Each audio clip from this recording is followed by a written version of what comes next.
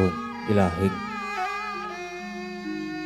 Hung Ilahing awi kenamastu purnama sidam awi kenamastu silat mringguang jagat karono siran tondo gawe sisaning disono sono sinaulan kula paestu masih lestantun lambahing Buddha jenantur tutur tatelo tulo-tulat mring Raden Paradya Winursita ngopama parameneskara karna giya tuming jaman Purwa Winursita trengkang dina madanga pinardi tameng lalata mangya tekap wasanen kupita tanwun renggeng pralambang matumpa-tumpa Barupa panggung sang muring kota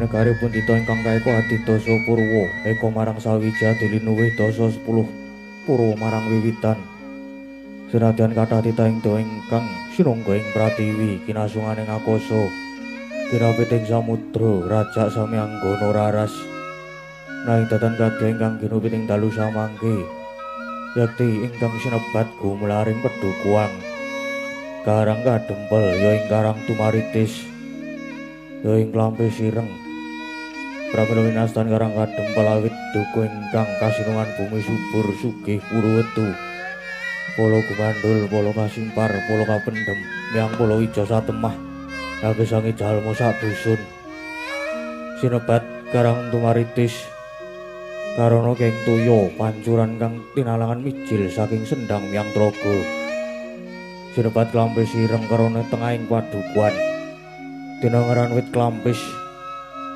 ingkang cemeng mulesipun dasare papan miring winarating winangun padukuhan wijang kang marga-marga manghayat ninggahing gunung kanan kiring ing marga kang katingal amung gumelaring pasabinan datan pategalan Sradyanto amung parigaga parijata Sukonandi Duda Ngasak parandene katingal sarwineng semake wancine wis ndungkap panen waing dami wis katon padha tumungkul kuning gumiring kadya kencana sinangling kadyuping maruta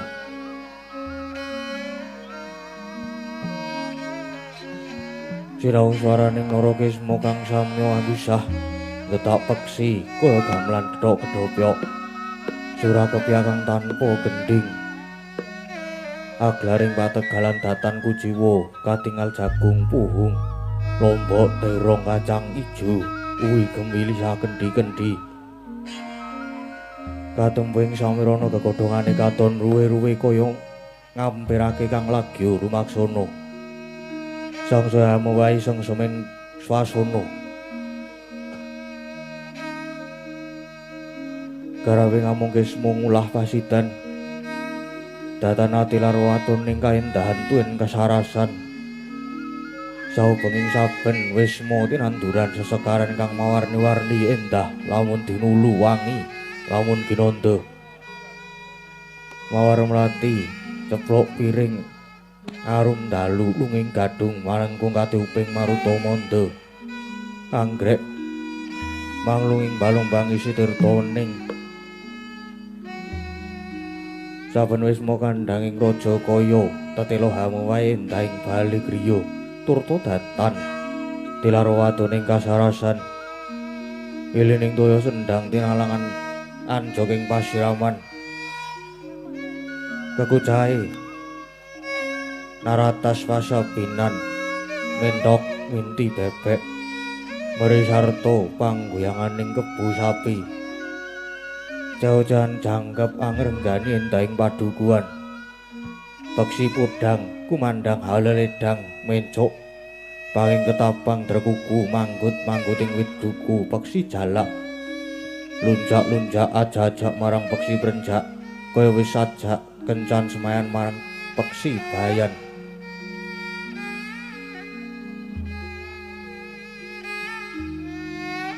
Dadan katun peksi kang alit-alit bangsane pipit rangurangan sadaya sami sigrak sumarak kirang kang tanpa sumelang ing madyaning padukan wonten wisma dapur limasan sirap sepuh kang wis sirep singep kayu sengon wis sak umur kebyok gedhek linabur gamping. Lah sinentawa ingkang lenggah ing wisma karang kadempel. Tanasane semuhung tetungguling padukan karang kadempel ya pamunging para Pandhawa. Ya satria tuhu bekti marang Darma. Yakti awangi Kyai Lurah Semar. Nayantaka Badranaya Saron Sari. Duda manang munung ya sang juru dyah Puru Prasanta. Janggan Semara Santa. Wong Boga Sampir Boga Jati ya sang Ismaya. Sewartegese wis datan kasamaran saliring kahanan ingkang gumelar lan ingkang durung gumelar. Nayantaka Naya ulat Antokapati yen pinuju peteng atine ulate Semar kaya wong mati. Badranaya Badra lemburan Naya ulat yen pinuju karenan penggali ulate Semar yayah Wulandadari. Saron Sari tegese sak paripolae tansah neng semake ora saru malah sari. Duda manang munung wujude Kyai Semar tansah ngewake yen diarani lanang mongko kopek yen wadon kok rerawisan. Jurudyah Unta Prasanta tegese pamunging para satriya kang anggayuh kautaman. Jangan Semara Santa dadi guruning saben wong kang gegulang tapa brata sabar lila legawa. Ismaya tegese minangka pepenget dumadining Ismaya Kyai Lurah Semar nindakake darmaning pamong awit dasar wibawa sentosa wicaksana lan prasaja. Pramila datana momo kalamun Kyai Semar senadyan namung derajate ngaceplik nanging menang sinebat sang pamong agung. Sinuwidan dening para kawula turta cinaket dening Sri Naranata Prasasat Dewa pangawak manungsa kang umur dewa. Iki sinebat pusaka bisa kandha jimat kang bisa ngucap.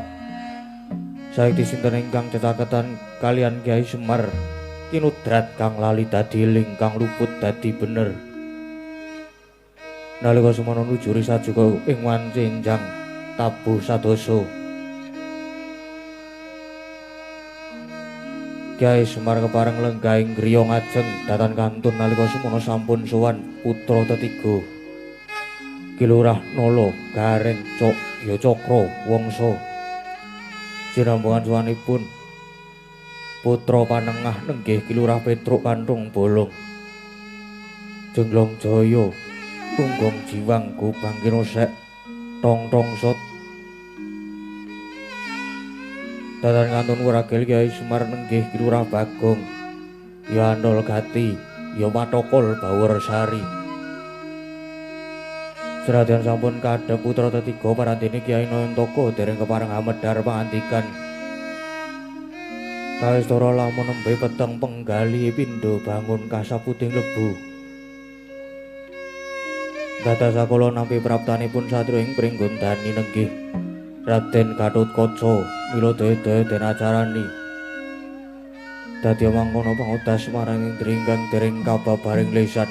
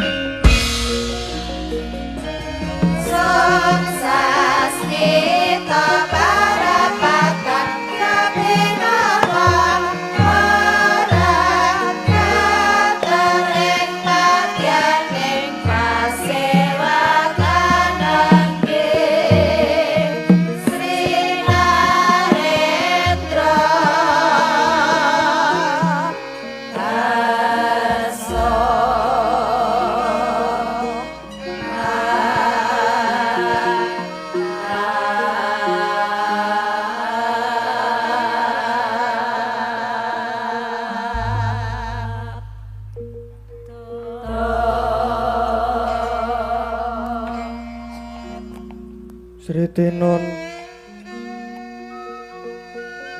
ning pasewakan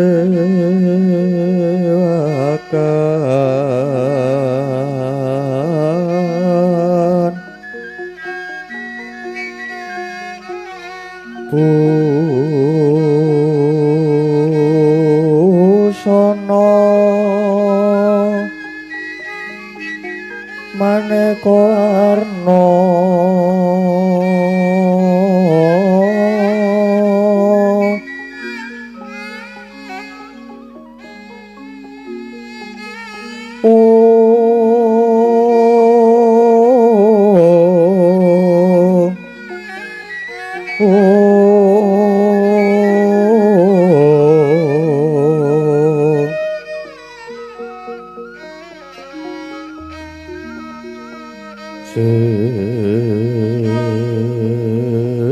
Pak Puspiteng Udyono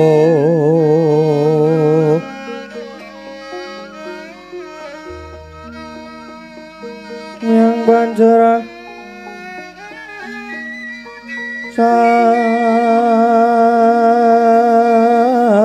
sarorukmo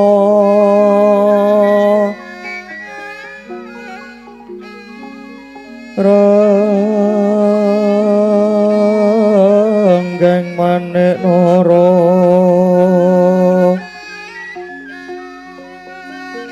Narawata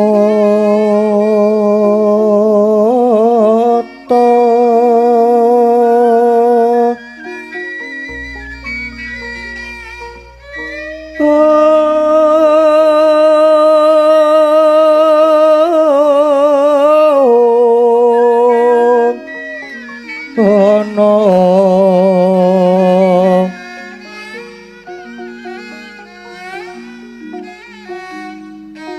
Obra banyo kang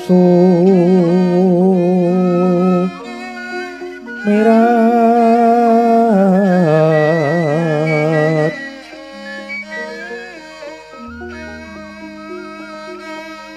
nyaring deco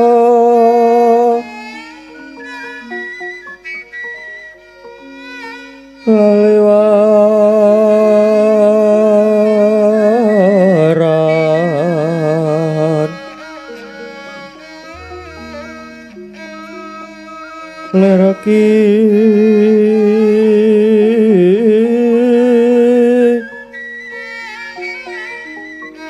lasi siring dadet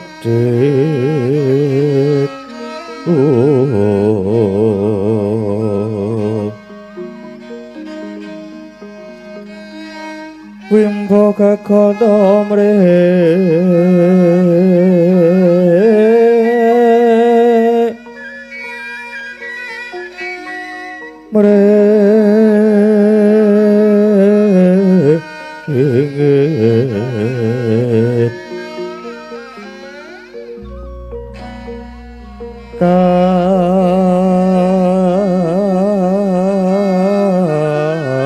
katiuping samirono mondro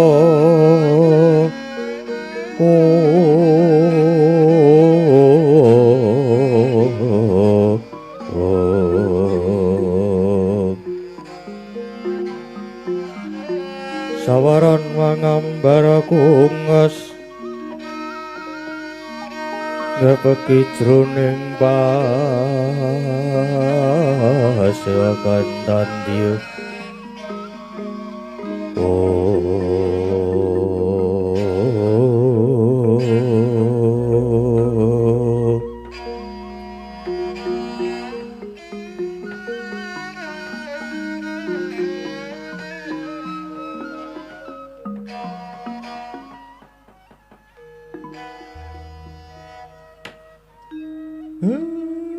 Belegagag ugag sadulita mel. Mulane kok renjake padha ganter. Jagone padha tarung jebul. Karang kadempel kerawan priyayi agung Ndara lanang kula Ndara Gatotkaca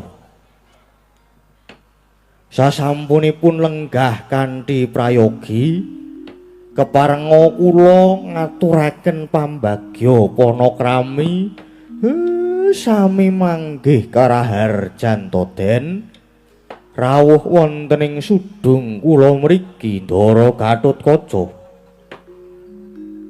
jagat dewa Bathara Kyai awit mundi pangestune Kyai Semar lan kasembuh pangayomaning Jawata lulus raharja sowanku ana rersane Siwa Badranaya kejaba saka kuwi keparenga aku ngaturke sungkem pangabekti kunjuk ngersane Kyai Semar syukur yen sami wilujeng dene jenengan ngaturaken pangabekti kula niki namung drajate ngaceplik nggih pun kula tampi nanging dawah sami-sami samangke mugi kaskecakna anggenipun lenggah Ndara kula Gatotkaca ya Kyai kaya wis ora kurang prayoga Ndara kula Gatotkaca senajan ingkang abdi nala gareng rawuhipun Ndara kula Gatotkaca ngaturaken pambagya lan bekti kula katur Ndara bekti kula katur Den ya nala gareng tak tampa pangestuku wae tampanana nggih sanget anggen kula mundi mugi dadosna jimat Ndara Gatotkaca senajan ingkang abdi petruk kanthong bolong rawuhipun Ndara Gatotkaca ngaturaken pambagya lan bekti kula katur nggih Den ya Petruk tak tampa pangestuku wae tampanana nggih kula pundi dadosaken jimat paribih dayanana ing kasantosan kula Ndara kula Gatotkaca sampunipun apa sarawuhipun Ndara kula Gatotkaca kula ngaturaken pambagya lan bekti kula katur nggih Ndara Gatotkaca Bagong tak tampa pangestuku wae tampanana Bagong nggih sanget anggen kula pundi mugi dadosna jimat mugi dadosna jimat paribeh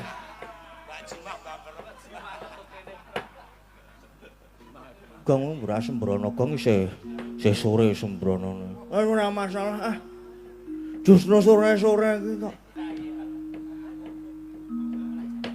Den Ndara kula Gatotkaca persasat karang kadempel kados dene kejugrukan wukir sari kelebaning samudra madu inggih awit rawuhipun jandika Ndara Gatotkaca janur gunung kadingaren dene Ndara Gatot kepareng rawuh dhateng sudung kula mriki keparenga kula nyuwun dawuh Den wonten wigatos menapa nggih Den Ndara Gatotkaca Wah Semar yen aku wis kepareng matur nanging sadurunge yen ana luput aturku tak suwun pangaksamane Kyai Semar inggih mang sirnake raos wigih ringa-ringa Den matur nuwun lan sowan kono ngersani Kyai Semar iki ingkang sepisan mung kepengin mertinju kawidadaning Kyai Semar sak kula wangsa angka 2 diutus Wajeng Amarta supaya nakenake dene sawetara wektu Kyai Semar ora kepareng marasuwan sebono ngersani Wa Prabu Darma Jaka ing Ngamarta Kang mangkono wanter dawuh sabdane wa Samyaji. Aku supaya mboyongi wa Semaringgal marasiba ana ngersaning para pepundhen. Iku Kyai, muga ndadekno penggalian. Hanjra ingkang puspita rum.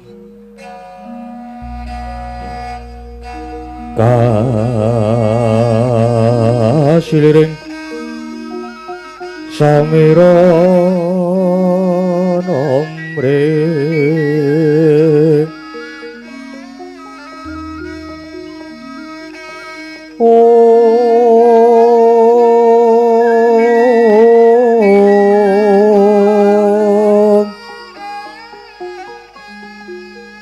Sekar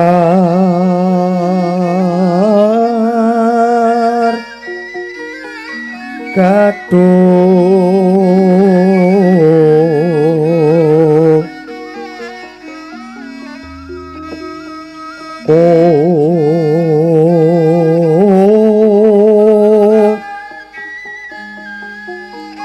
ngas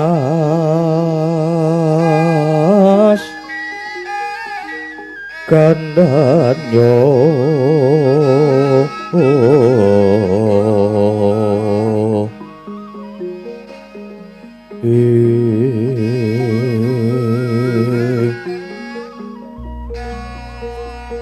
maweh raras retnaning griya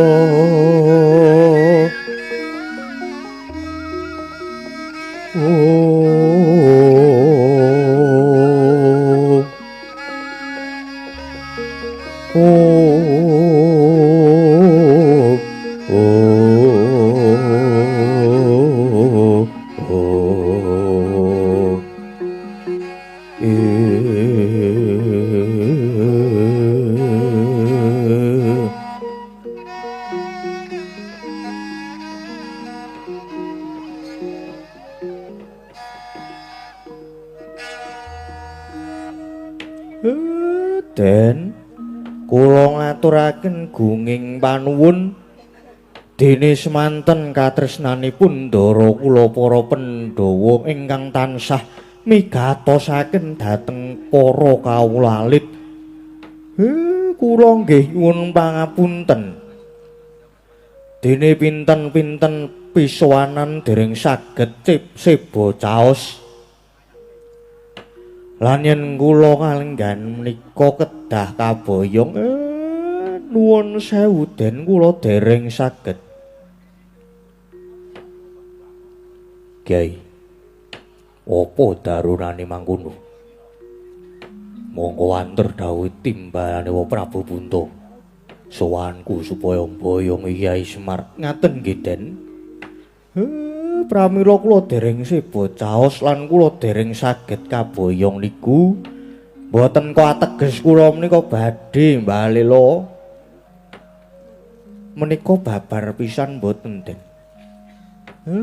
Nanging estunipun wonten bab ingkang sanget ndadosken petenging manah kula Den. Inggih menika bab ngurcanipun wakmu putri. Inggih pun Kanestren. Dadi kalenggan iki wa Dewi Kanestren nembe linggar saka Karang Kadempel Kyai. Banjur kepiye Kyai? Punten. Perkawis kula mangke badhe kaboyong malih wonten ngersanipun para ndara-ndara kula Pandhawa mangke pinanggih wingking. Ning Ndara Gatot sakniki kula aturi suminggah sumene rumiyin wonten pepengkeran krana sajake niki Karang Kadempel badhe wonten tamu malih ning ampun Semelang mangke mesti kula pikirke Den Ndara Gatotkaca sigra-sigra yen permana kanca sigra ngraketa nawang sesangka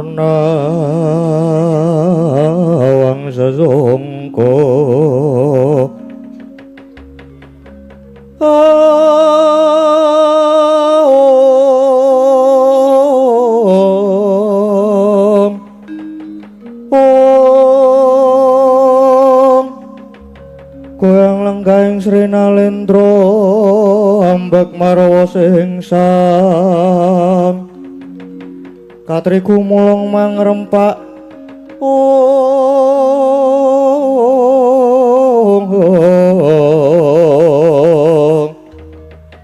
katriku mulung mangrempak ing wadya kurada kura ora reka kiri kiri Eco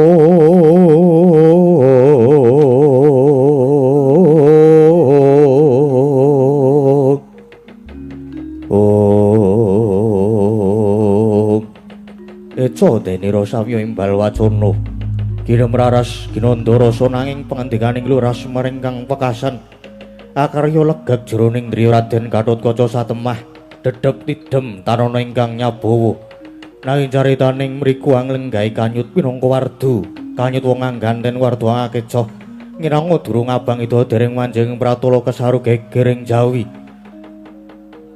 soane Pragosa Seta tuhu mriku wisanipun utusan saking negari Pancawati nenggih Raden Senggana Anoman satemah akarya cingak ingkang samya mulat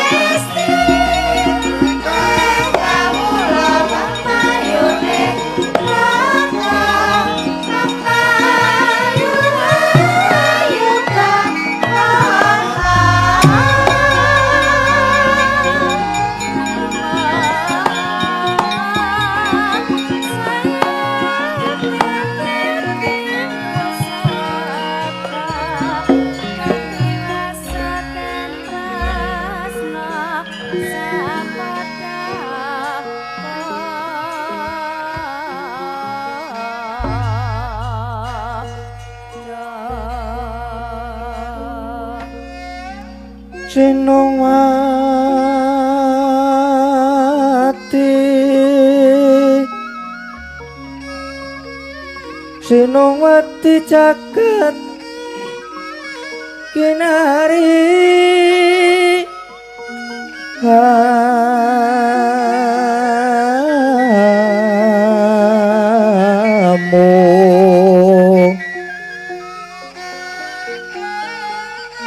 mbak lumembak ombak ing samudra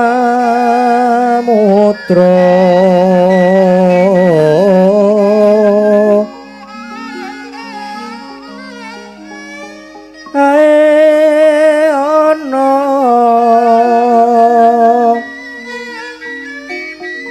ae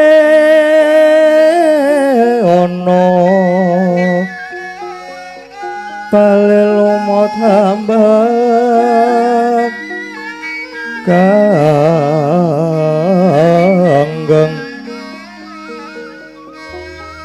kaito dedenjengan oh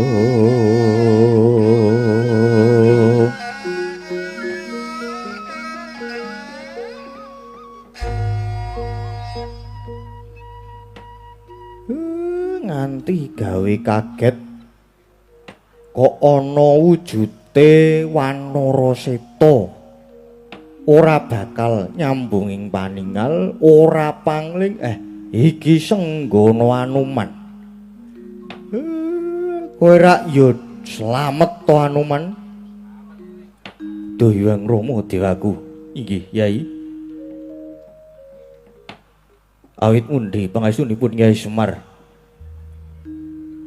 sowan kula manggih raharja kejawi saking menika ngaturaken sumengkeming pabekti Kyai Anuman iya wis dak tampa ndadekke bombong rasaku pangestuku tampanono ya Anuman inggih sanget anggen kula mundi dados jimat nyuk selamat to nyuk menika ki Lurah Bagong heeh mbok sesuk ki adus sik mbok nganggo sampo khusus hewan men ora mbrodol wulune marahi kecethit kowe iki lek kusung kecethit mergo gebrodolan wulumu mbok sesuk nek iso dikosoki sok disampo ora nggo sabun disampone inggih nyuwun ngapunten Lurah nek umpama bar dikrok ya le mbira sing resik inggih saestu nyuwun gunging pangapunten Lurah wis ora dadi apa slamet to inggih slamet ya wis nek slamet syukur inggih wis apa urung wis gak diteruske mir Bagong iki ya Anuman esmu sumengko pengawak Bajra banjur ana wigati apa mara gage matura Anuman iya Yai wale-wale menapa sejatosipun sowan kula kautus dening sesembahan kula Sinuwun Prabu Rama Wijaya ing Pancawati ndekaken kejawi tuwi kawidadaning Kyai Lurah sak kula wangsa lan menggawe wigatos kula kautus pados amboyongi Kyai Nayantaka mugi kersa kaboyong wonten negari Pancawati karuna negari Pancawati kalenggan menika nembe ketamaning dawuh rengganing praja saged nirmala waluya jati menawi tinenggan Kyai Badrana ingkang mekaten Kyai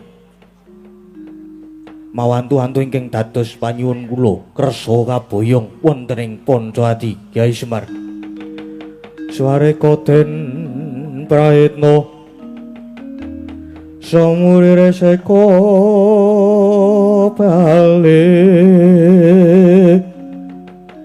kilar-kilar semeti ning tengahing latar kedadak wonten dhayoh malih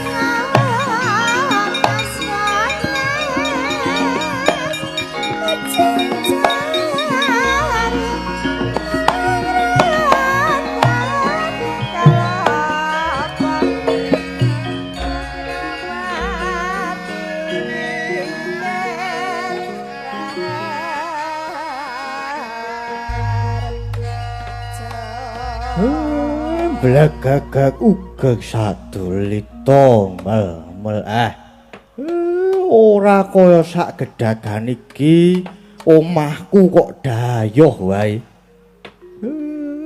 mangke riyin Begawan Durna saha Rekyana Patih Sengkuni sasampunipun lenggah kanthi sekeca sarawuh jandika kula ngaturaken pambagya panakrami sami wilujeng rawuh mriki Samarante do meneh dungkul alas dadi wana-wana dadi alas iya Kakang Semar pemojine Kakang Badranaya slamet praptakana kene Ye Kakang Semar praptaku ya ora ana alangan suwiji apa. Inggih syukur. Syukur menawi ngaten. Dipun prayogakaken lenggahipun. Nah janjane ora kepenake ya kudu tak penak-penake. Merga aku ki pendhitaning ratu, pujanganing kraton, aku kulino lungguh kursi sing ana babute. Empuk. Bareng tekan kene lah kok mung dilenggoke ning lincak. Lincake wis brodol kaya ngene iki. Semar. Kowe dadi punakawane Pandhawa ning seprena-seprene kok mung ajeg wae. Nyatane wae ya omahmu. Ora gak direnovasi. Payonmu ya mung saka blarak gek iki to. Nek ngisor ki joben ngono lumayan. Lah iki jan lemah. Gek dienggo angrem karo pitik bareng. Mula diapura yen sendalku kepeksa kudu tanggo. Engko ndak aku masuk ngain. Iya, masuk ngain ki iso munggah tekan asam lambung bareng.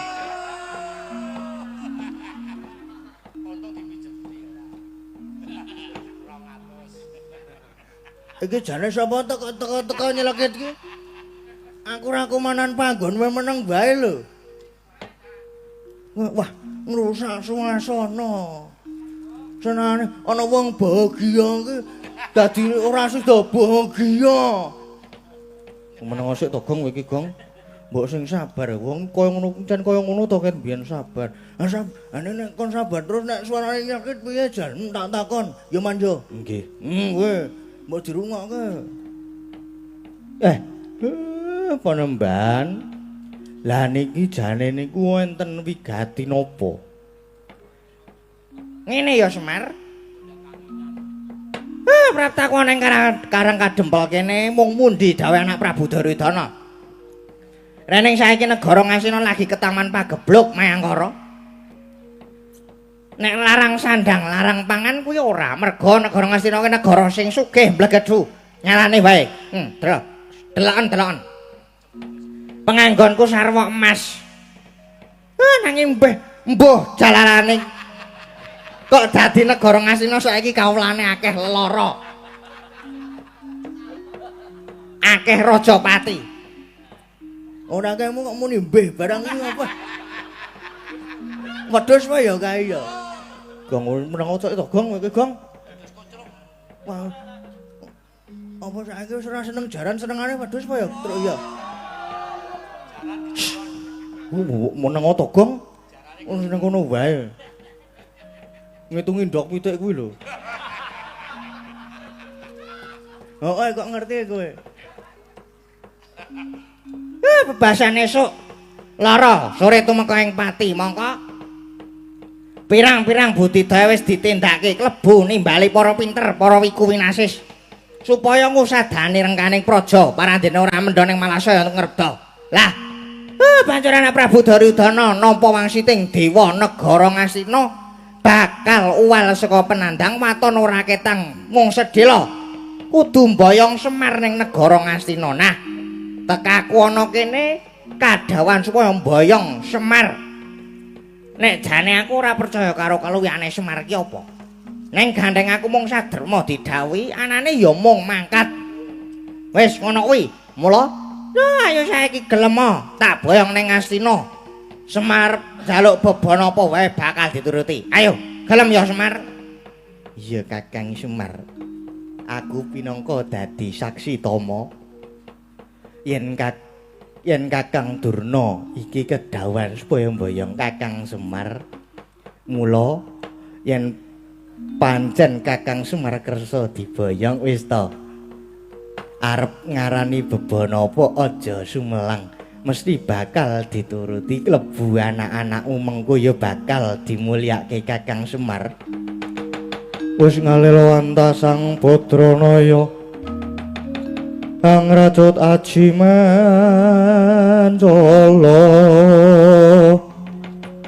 Sakti Dewa Utama.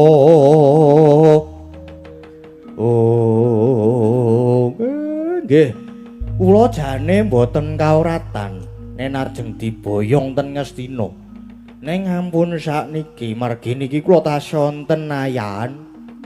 Benjang yen pun rampung ayan kula purun diboyong. Lah terus rampunge kapan? Ayanmu kuwi kok sajak penting. Nggih udakara setengah taun munggahe setahun malih. Setengah tahun munggahe setahun. Oh, gampang kowe ngarep nampik, Semar. Kowe iki mung ngarep diboyong dimulyake kowe ora gelem. Mbok kowe iki ngrumangsani. Kowe iki mung punakawane para Pandhawa, ning tekan seprene kowe tetep melarat.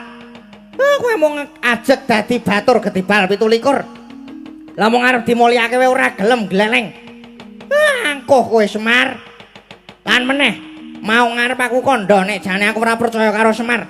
Aku jane suti teko ning panggonanmu kene. Ning gandeng aku kedawan anak Prabu Duryudana. Kepeksa aku kudu menyang. Mula Semar tak bujuk sarana alus ora gelem. Apa kepeksa aku kudu nganggo cara sing kasar? Kersane sampean pripun? Kalau sawangen, deloken. Aku rene iki nganti wadya bolos gelar papan kanthi sikap gegamaning ayuda. Mula nek kowe mangkal, kowe wangkot ora gelem tak boyong, karang kadempel bakal tak dadekke Karang Abang. Cangkeme lho, Mas.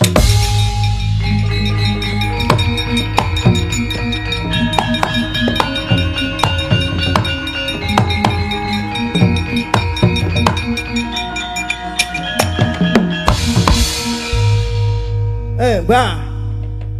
Nuwun sewu, mbok nek duwe wadang kacang ki diatur. Rasa metenteng prengus. Sorry Mir, orang mata ngomong kowe iki. Iki sapa iki Bakong iki? Arep apa?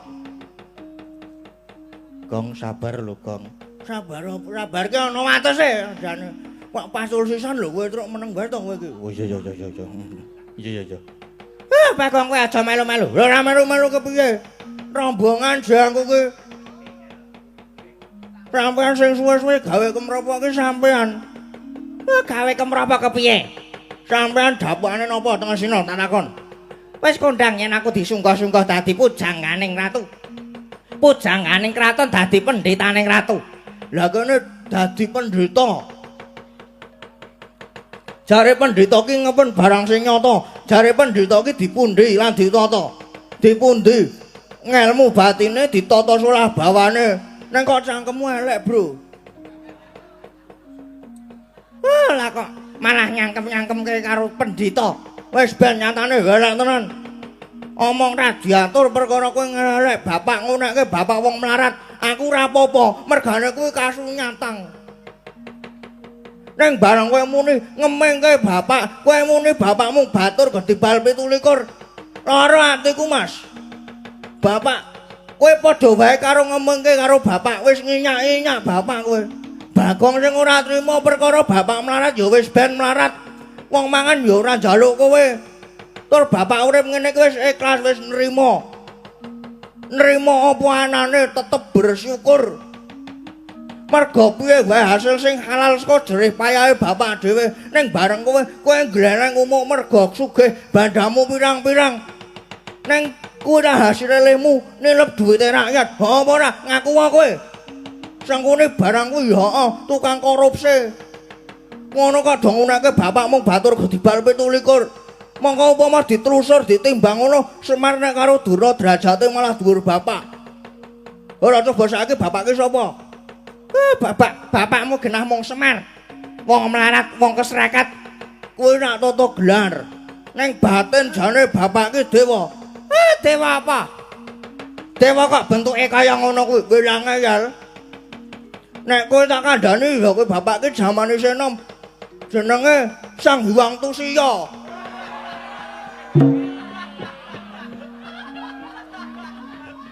Ismaya.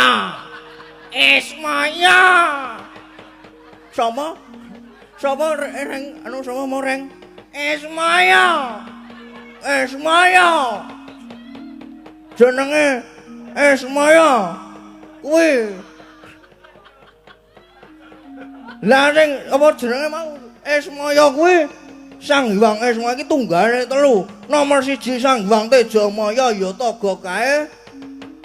Nomor 2 Sang Hyang Ismaya, sing nomor 3 Hyang Manikmaya ya Bathara Guru. Ala-ala bapak ki dewa. Kakangne Bathara Guru dadi aku nek nyeluk Bathara Guru kuwi muni Om.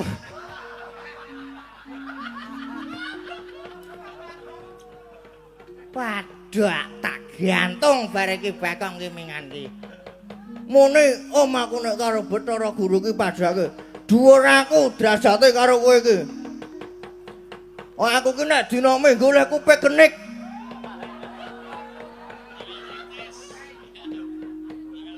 Leku dolan. Leku camping ki ning pinggir Kawah Candra Dimuka tak kandhani. Aku nek cara-cara nggon pelem bakar marshmallow. Leku bakar ning pinggir Kawah Candra Dimuka. Ning bareng kowe. Kowe iki Durna ki sapa? Durna ki jaman nom jenenge Bambang Kumbayana. Mbiyen kowe bagus ning merga saka moralmu dadi elek kaya ngono kuwi merga dipoteng-poteng karo Patih Gandamana. Klebu Sengkuni kuwi. Kuwi Sengkuni mbiyen ki ya bagus ning merga saka unine. Merga nek muni sok elek cangkeme terus disuwek-suwek. Mulai tekan saiki Durna karo Sengkuni iki mung dadi provokator. Kaya ngono arep nyepenake bapak. Melaratmu batur gedibal 17. Bagong sing ora trima. Aku ki sayang karo bapak. Bapak masuk angin tak keroki, bapak asam lambung tak pijeti. Bapak juga ki riye tak masak, piye? Tak nongseng. Lah aku ki tresno nek karo bapak nek kowe ngeleh bapak Bagong sing ora trima. Luwe-luwe kowe sumbar ning Karang Kademar Tobong. Kowe Bagong sing arep belani ayo. Do muni kowe saiki dur muni. Maning ngonekke bapak meneh tak lakban cangkemmu tenan kowe. Nek ngono kowe arep wani karo Pendhita Durna. Kowe arep wani karo Pendhita Durna.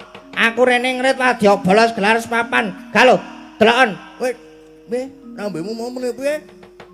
Aku ngrit wadya bolos gelar papan kae. Sawangen kae. Sing tak ndol-ndolke mesti mung Kurawa to. Kowe pancen ana apa jenenge? Kowe iki ngendolke Kurawa ki rombongan apa? Mung rombongan Boborose kok tak ndol-ndolke iki. Njur ngapa? Bagong ki ana Semar kok wedi arep kowe ngerit wadyabala. Arep kowe nggawa Kurawa Bagong ora bakal gigrek. Kene tak babatane wadyabala klebu kowe kuwi iki sirah nek didetleke nggo sirahmu ki yo udyar kowe.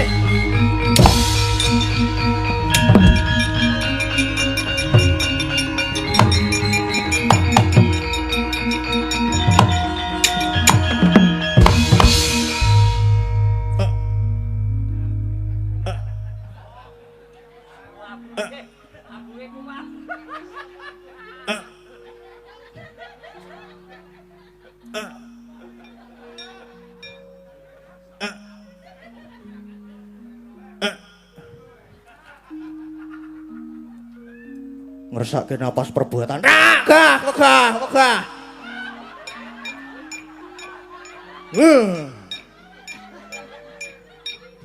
Ana napas perbuatan sing gaweke munyuk ya wegah aku. gur wak-wak mongko men.